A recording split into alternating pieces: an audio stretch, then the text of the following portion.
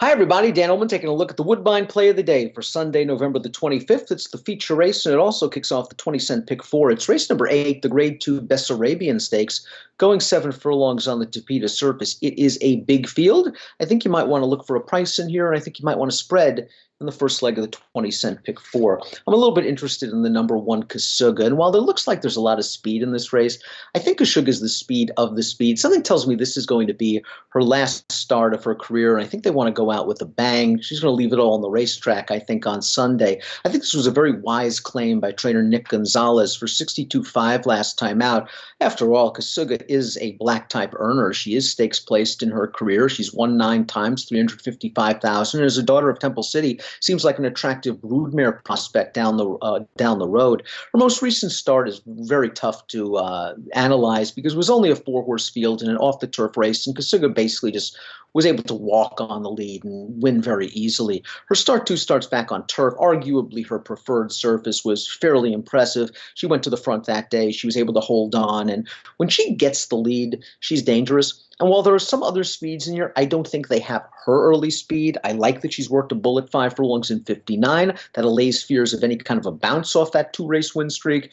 And I think this will be her last start, and I think they're going to send her to the front, and I think she's going to try to take these as far as she can, while going as fast as she can.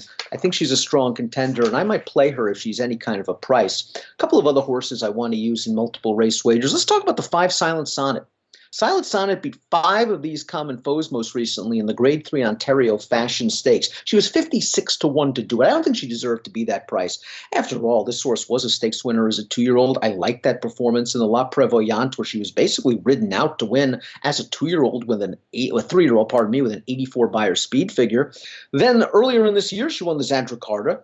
I thought she had excuses in her races 3 and 2 starts back. The Victoriana going a mile and a 16th on the turf. I think she was battling on the lead that day, and it didn't really work out for her. And then the Sweetbriar 2 Stakes, she got outkicked. It was a performance where I think maybe her speed was sapped a little bit by that turf route, and she was turning back in a sprint. Last time out, she got a nice pace setup. She won comfortably, but she did earn that 90 Beyer, that 109 time form U.S. speed figure, and she's tactical enough to stay within range without going guns blazing for the lead. I think Solid Sonnet is a lot better than that 56-1 chance she was last time out. Now, she won't be that price in this race, but I still think she'll be a playable price, and she's a horse that, again, I think you should consider as it pertains to the multiple race wagers. Let's talk about a couple of other horses that I want to use in the picks. Let's begin with the 14, way on the outside. That's Red Cabernet. Now, Red Cabernet ran against the boys in her last 2 races, and she ran quite well in the overskate last time out, and it was a race that went to closers. Let's be honest about that. Red Cabernet was near the back of the pack. She came with a run. She finished second. Thor's Rocket was actually farther behind her and came with a winning run. But Red Cabernet, all things considering, ran really well against the boys.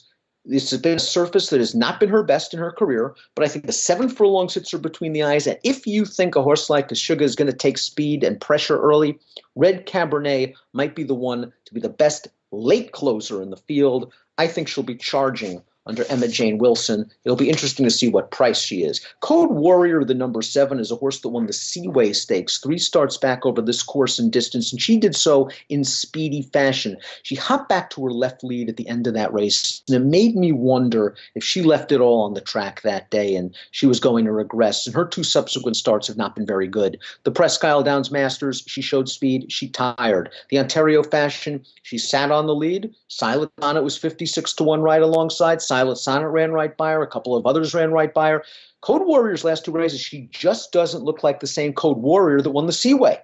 Now, trainer Michael DePaulo is going to take blinkers off. And I think the plan here is to get this horse to relax early, to not go speed crazy. And I think that actually helps Kasuga down towards the inside. It won't hurt Code Warrior, who has rated and finished well without blinkers in the past. But I wonder if Code Warrior is a little bit over the top at the age of 5 as she makes her 24th lifetime starts. Those 4 horses are the ones I'll consider the most in multiple race wagers, but there are also some top contenders we have to discuss, beginning with the 2 Let It Ride Mom. Let It Ride Mom won the Whimsical to begin her 4-year-old season at Woodbine this year. Her next 2 starts were very, very good, and her last 2 have not been that good. The Seaway 2 starts back. Code Warrior beat her. She was a little bit further back than expected. Last time at the Presque Isle Downs Masters, she was able to get up for second at 28-1. That race has been weak. Consider the fact that 7 horses have come out of the Masters, none of them in their next starts at the board, and the best Beyer speed figure was an 85. I wonder how good that race was. I wonder how good Let It Ride Mom is right now. But if she gets pace, another one that could come running late. Ladies Night beat a couple of next out winners last time out at Woodbine, going a mile and a 16th. She had 2 things go her way. She was able to set the easiest pace in the world, 25-3 for the quarter, 50-4 for the half, and she did so while racing on a gold rail. The runner-up came back to win the Grade 3 Maple Leaf with an 86 Beyer speed figure. I wonder if Ladies Night is a bit dressed up off that win, and she's going to be facing stronger speed, turning back in distance. Malibu Bonnie really didn't have a chance last time out as the favorite against Kashuga. It was that 4-horse field. Kashuga got away with an easy lead. Malibu Bonnie finished well to be second. That's kind of been the story of Malibu Bonnie's 2018. She has yet to reach the winner's circle. She has been close on a lot of occasions. Maybe getting back to 7 is what she wants. She ran okay, be third behind Code Warrior in that aforementioned Seaway. She's a horse that has some tactical speed and can be close for Mark Cassie. The 6 is Red Explosion. Red Explosion has won 3 out of her last 4 races against weaker competition. Let's consider the fact that in her last race, of the 4 horses to have come back to run, none have hit the board, and the best Beyer speed figure of those 4, a 71. Red Explosion does have speed. Again, I don't think it has Kashuga's speed, and if it's chasing that one early, might be a little bit fatigued when they turn into the lane. Sugar Jones, a 1-run closer, found the 6 last time out in the Ontario fashion. I think a little bit too short, and I think that pace a little bit too slow. She likes to come from the back of the pack, in these sprint races at least. Sugar Jones, though, if she gets some pace, has occasionally run pretty well, but her speed figures, they pale in comparison to those of the top contenders. I think Jessica Krupnik has a chance. That's the 9, second last time out in the first start for high percentage trainer Norm McKnight. Again, a good solid performance from an 88 Beyer standpoint. It's interesting that they really have not tried her beyond the 6 and the 6.5 much in her career. Maybe they feel the 7 is a little bit too far. Good outside stalking trip probably coming for Rafael Hernandez.